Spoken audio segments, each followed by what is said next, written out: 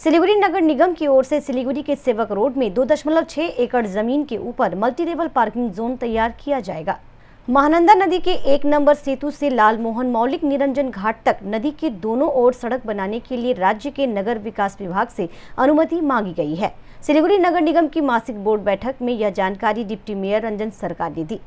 আমরা সিদ্ধান্ত নিয়েছি সেবক রোডে ওয়ার্ড নাম্বার 44 এ 2.6 একর যে বিস্তৃত নিজস্ব জমি আছে ওইখানে আমরা একটা মাল্টি লেভেল পার্কিং করব।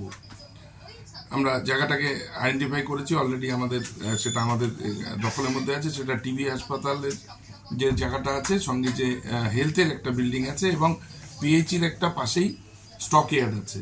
এই টোটাল যে 2.6 একর এই জমিটাকে নিয়ে আমরা একটা মাল্টি লেভেল পার্কিং এর প্রপোজাল ইউডিএমতে পাঠাচ্ছি। সেখানে প্রায় 400 গাড়ি সেখানে এট এ টাইম থাকতে পারবে, বেরোতে পারবে। गुरुवार को मेयर गौतम देव की अनुपस्थिति में डिप्टी मेयर रंजन सरकार ने मासिक बोर्ड बैठक की अध्यक्षता की। बोर्ड बैठक में सिलीगुड़ी में बढ़ रहे मादक पदार्थों की बिक्री पर पार्षद दीप्त कर्मकार और मुंशी नुरुल इस्लाम ने चिंता जाहिर की। ছেড়ে দিচ্ছে, বলছে যে জেলে রাখলে যদি সুইসাইড করে ফেলে আমি তখন আমার চাকরি চলে যাবে।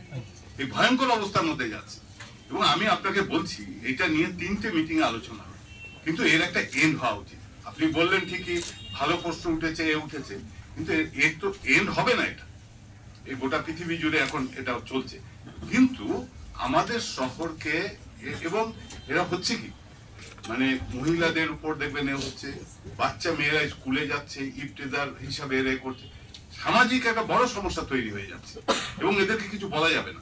পুলিশকে ফোন করলে পুলিশ আসে অনেক পরে, তখন ওরা চলে যায়। आवारा कुत्तों की बढ़ रही संख्या से राह चलने वाले लोगों में लगातार आतंक बढ़ने की शिकायत विपक्षी दल नेता अमित जैन ने की।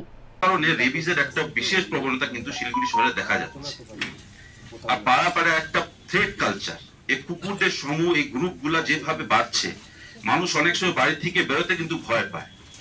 কুকুরে কামড় হলে কিন্তু প্রথম জিনিস মানুষ কি করে, তারা কাউন্সিলে খুঁজে পায় যে কুকুরের বিরুদ্ধে কি ব্যবস্থা নেওয়া হবে। এই 10 মাস আগে কিন্তু এই বিষয় নিয়ে কিন্তু আমি এই সদনে এই কথাগুলো রাখছিলাম। ওইসব মাননীয় মেয়র পরিষদ আমাকে বললেন, তিনি প্রতিশ্রুতি দিয়েছিলেন যে নাকি এর বিরুদ্ধে তারা একটা ব্যবস্থা নেবে, কিন্তু সেই ব্যবস্থা আজও কিন্তু দেখা যাচ্ছে না।